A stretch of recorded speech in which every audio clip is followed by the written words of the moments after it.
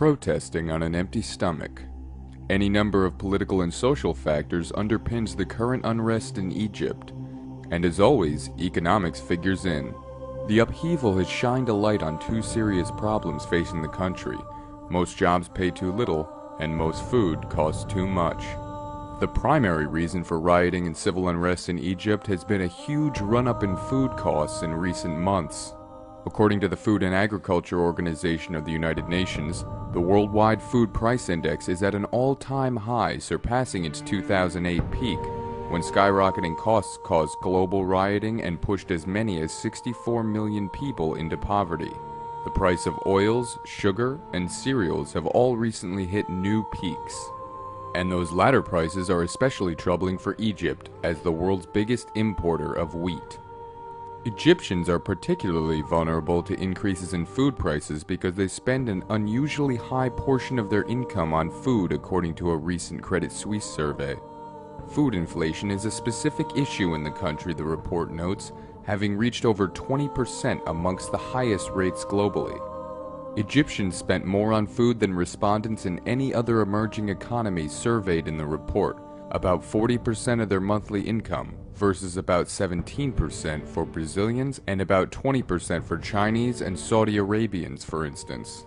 Although it is true the average American family currently spends only 13% of their total annual expenditures on food compared to 34% of their expenditures on housing, NIA projects that by the year 2015 the average American family will be spending as much as 40% of their total annual expenditures on food and as little as 10% on housing. As the Federal Reserve prints trillions of dollars out of thin air to monetize bad U.S. mortgage-related debts, Americans will be able to pay off their mortgages with depreciated U.S. dollars, but all of the newly created monetary inflation will gravitate toward food and drive food prices through the roof because everybody needs to eat and there are major food shortages. NIA is 100% confident that the violence in Egypt today over food inflation will spread to the U.S. later this decade when the U.S. dollar becomes worthless and Americans can no longer take food for granted. China's central bank says Fed easing ineffective and dangerous. Quantitative easing by the Federal Reserve and other central banks cannot address fundamental economic problems, but may lead to excessive global liquidity and competitive currency depreciation, China's central bank said on Sunday. The central bank said the Fed's monetary easing was pushing up international commodity prices and asset prices in emerging markets, including China. Quote, "Quantitative easing policy cannot fundamentally address economic problems, and it may cause excessive liquidity on a global scale, as well as risk of competitive currency depreciation," the Chinese central bank said in its 59-page report. It is creating imported inflation and short-term capital inflows, pressuring emerging markets, it said. Sure, the Fed's quantitative easing is dangerous to China if they keep their currency peg and continue propping up the U.S. dollar. However, China has no need to participate in the competitive currency depreciation.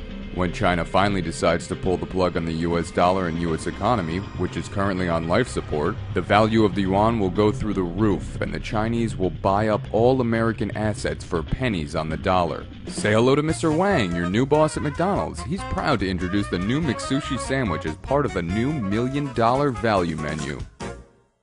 Lonely analyst warns of 2015 bank crisis amid upbeat Davos.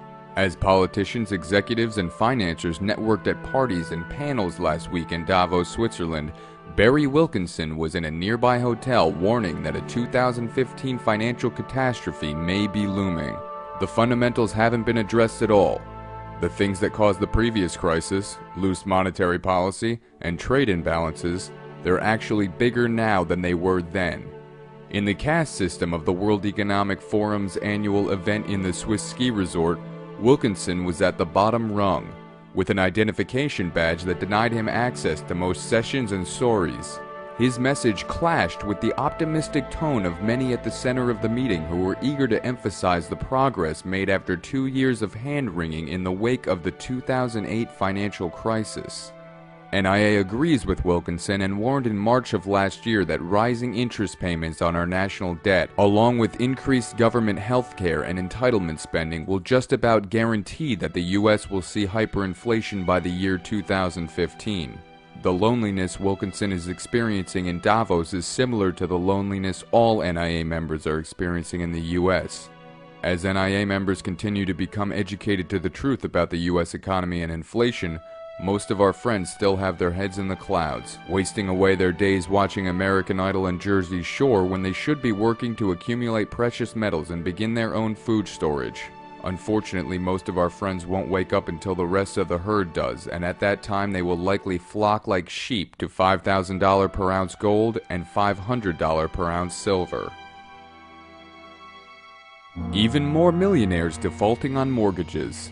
The Reality Track organization predicted earlier this month that home foreclosures in 2011 will likely exceed the record 3.8 million reported in 2010. CBS News correspondent John Blackstone reports one group of mortgage defaulters seems to be bucking the trend. In wealthy communities like La Jolla, California, living near the ocean is a privilege that many homeowners are willing to pay millions for. For Darren Thomas, that ocean view was quickly losing its value. Thomas bought his townhome in 2006, but after seeing its value drop steadily, he stopped paying. Thomas has gone into strategic default. He could make payments, but is refusing to put more money into a home that is worth less than his mortgage. Among luxury homeowners, he is not alone. 1 in 7 homeowners with loans of over $1 million are seriously delinquent compared to 1 in 12 with mortgages below $1 million. The more you owe, it seems the better off you may be. Darren Thomas continues to live in his home because banks are often slower to foreclose on million-dollar homes. In Huntington Beach, California, realtors say banks can be slow to foreclose on luxury homes because an empty house can be bad for everyone's bottom line. For those who have stopped paying their million-dollar mortgages, it's just an investment that didn't work out. When it comes to real estate, the rich are different. They can be just as ruthless as bankers. So let me get this straight. Not only did banks allow Americans with no jobs to buy multi-million-dollar homes that they had no way of making the payments for, but now they are allowing them to stay in these homes for many years rent-free, which means that the responsible neighbors who can afford to make their payments are now deciding that they'd rather spend their $10,000 per month on jewelry, electronics, clothing, and vacations, knowing full well that they won't be kicked out of their house anytime soon. This is complete insanity. A new round of debt defaults is ahead that will result in the Federal Reserve implementing quantitative easing to infinity.